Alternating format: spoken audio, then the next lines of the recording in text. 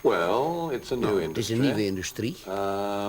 They've yet to prove ze moeten zich nog bewijzen. As they admit, dat and geven they ze are zelf. improving all Ze worden the time. steeds beter en ze zijn nog niet aan hun top. I don't think they've reached their peak yet. And ze hebben nog wat tijd they need time to develop.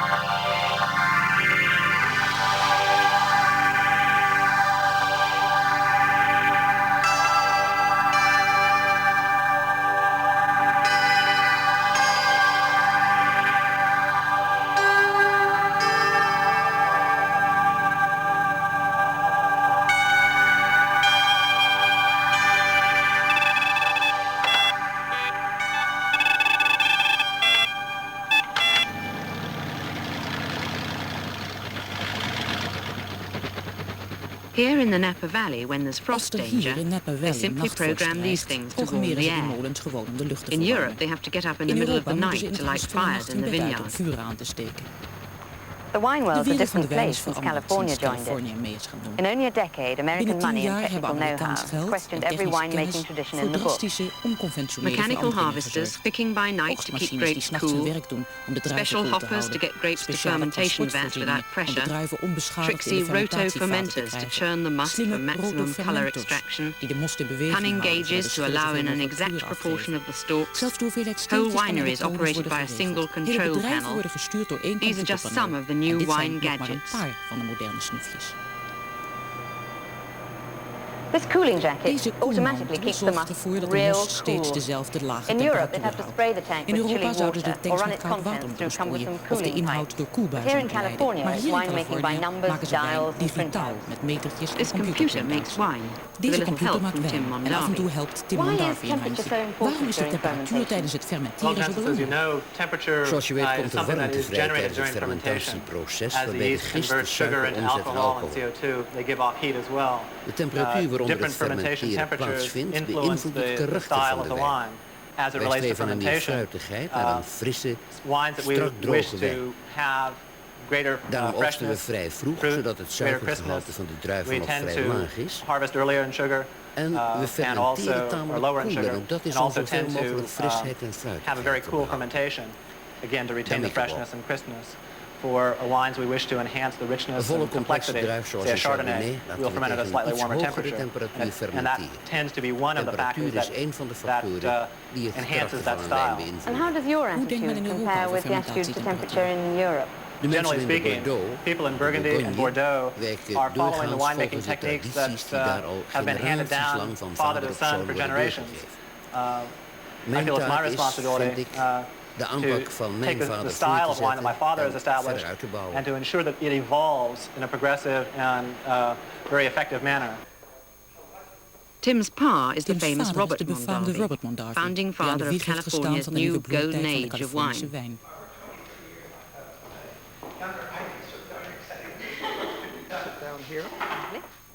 He tries to leave the practical side of winemaking to Tim nowadays, but can't resist comparing his top bottles with the undisputed classics of Europe. Ik zal eerst deze wijn schenken. Now,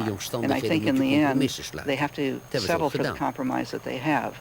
Unfortunately, they have tried to explain all of this away by saying, well, this soil has a certain kind of rock in it, this has a certain flinty quality, this has calcium in the soil, this has slate in the soil, and therefore it's unique. Well, those things, all soils are unique. From this point in this vineyard over 20 yards away, they will not be exactly the same, so they are unique. But I think it's a bit of Maar ik vind het idioot om te zeggen foolishness, isn't it, to say that my Grand Cru soil goes up to this borderline, it stops here, and my neighbor's is only the poorer growth because his soil is different. I think that's foolishness, and I think it misleads the public. The best soils are the best drained soils, and that's what we have here. We're sitting on an old alluvial plain, which has nothing but rock and sand underneath us. And that means that when we put water on, we can control how long it stays in the soil, and then put more on when it's needed. Rain to order whenever Mother Nature lets them down. This approach, unfettered by tradition, leads to all sorts of unlikely grape varieties as neighbours in the vineyard. But I see here you've got Cabernet planted right next to Riesling, which in Europe would be unthinkable. You'd have to have them hundreds of miles apart for special sorts of soil that we think are right for them. We have a very cool climate here in Monterey County. As cool as anywhere in the United States, including Washington State and New York State. And the result is that it's only a question of how long the grapes stay on the vine before we can bring them to maturity. So we have a cool grape like a Riesling, which is finally harvested in the end of September, sometimes the first week of October, second week of October. And then we have grapes like the Cabernet, which don't come off until, well, this is the 26th of November, and they're not off yet. Whereas in Bordeaux, in Bordeaux zijn ze al 2 maanden geleden geplukt. Yes. But by controlling the rainfall through the sprinkler system on a very dry climate, we only have about 8 inches of rain here each year. We're able to have successive maturation of different varieties of fruit.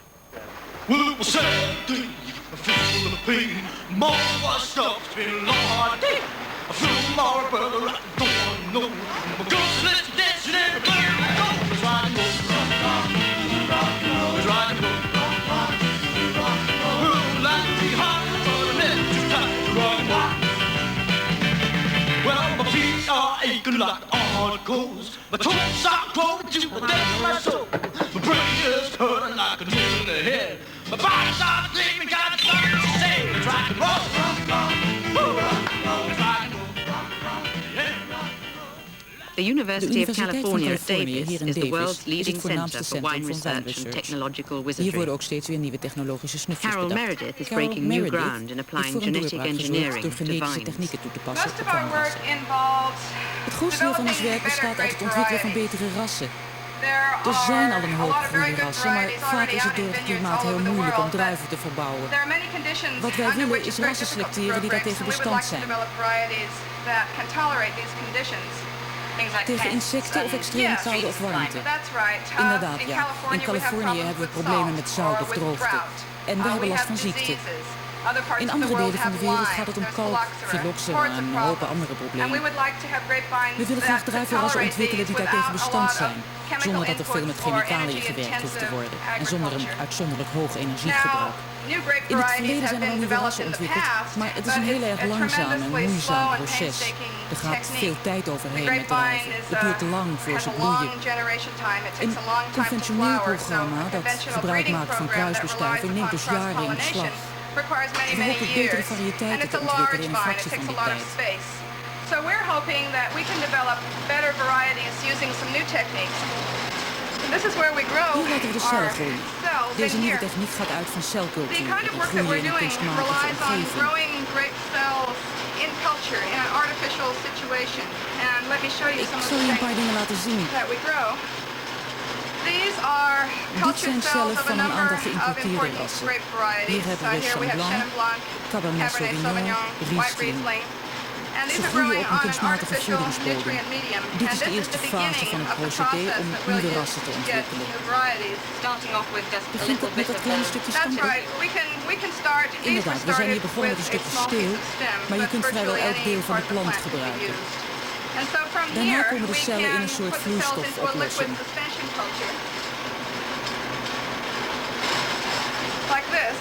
Hierin zitten cellen Chenin Blanc in een voedseloplossing. growing in a liquid nutrient medium. And what we want to do then is to identify unusual cell types that exist in this population. There are millions and millions of cells here, and a few of them are going to have important characteristics. But we need to be able to identify them. The way we do this is by imposing an extreme sort of stress to the cells, the type of stress that we actually might want tolerance to in an agricultural situation.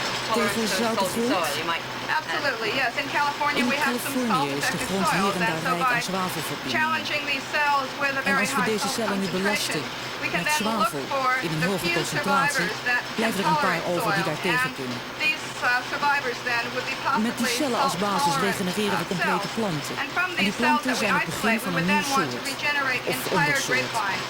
And that new regenerated grapevine would be the mother vine for a new variety, would be the progenitor. Now, with grapevines, we are not yet able to regenerate a whole plant from a single cell.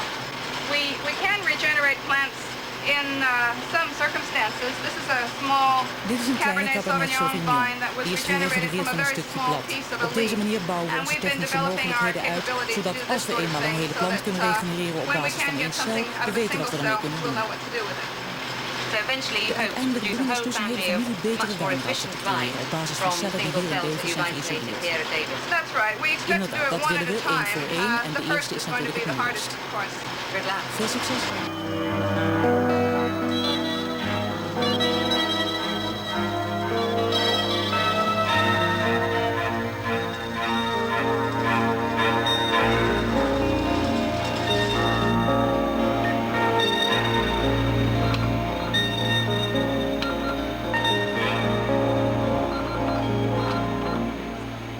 Practical winemakers like Zelma Long of Simi Winery have their own research preoccupations. She's currently on the trail of super yeast. Yeasts are so important in winemaking. They affect the flavor, the way the fermentation goes, and yet we still know little about them compared to what we'd like to know. I'd like to know which yeast would be best for each wine, which yeast would be best for each situation. And we may get to the point where we are designing our yeast. We're genetically designing yeast to ferment at a certain temperature, a certain alcohol, and to give us certain flavors in the wine. As a technologist, do you think that more sophisticated technology is eventually going to bring the relative price of wine down? I think it will both improve the quality and reduce the cost of production, yes. It's great news. Dat is goed nieuws.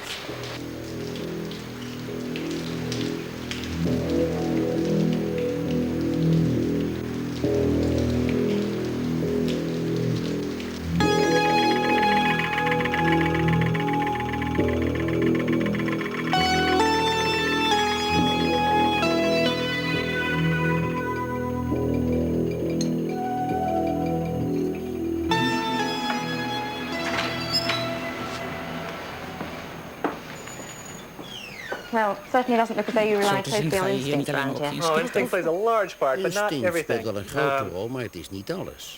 We try to evaluate everything we do before we actually end up executing any actions in the wine. Our experimental program is very aggressive, whether it be on type defining agents, microbiological aspects, malolactic, yeast, selection. We doen allerlei experimenten. A lot of experimental work. And what's been the most interesting research program you've done? Well, I think that probably the one that we're best known for is our research with oak barrels. Oaks, what turns Tim Mondavi on. His research has concentrated on the effects of different oaks on wine. Barrel aging does a number of things for wine. To exemplify the differences that there are. A species of oak, whether it's American oak or French oak, the origin of oak, whether it's Limousin, which is a warmer area than Nevers, which is cooler. Whether it's coopered in a traditional technique, that is bending the staves over fire, or bending the staves by means of steam, which is a newer technique. All of these things have a vast importance on the wine. Here we've got a fire-only normal toast. Fire-only normal toast. That's right, fire-only normal toast. And this is a Nevers oak barrel from Segon-Moreau. We've got here a Carousel barrel, which is also from the same region.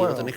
The Italians are improving their winemaking. The Spanish are looking at it now. The French, by necessity, are looking at it very closely. The Australians are in it. there's a tremendous explosion taking all over, and we love it because we are learning to make finer wines, more elegant wines. And you're going to find that the American people, the people at large throughout the world, are going to be the benefits of this because the competition is getting keener, and you're going to see many finer, more elegant wines, both in the fine wines as well as the popular price wines. So the American people, the people at large throughout the world are going to be able to drink finer and better wines in the years to come.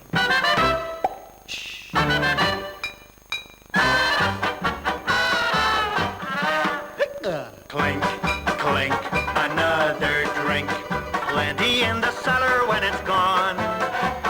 Drink, drink, the glasses blink, making tinkly music till the dawn is breaking. Clang, clang, who cares a dang? What's the difference when you're on a spree? Over the teeth, behind the gums, look out stomach, here she comes.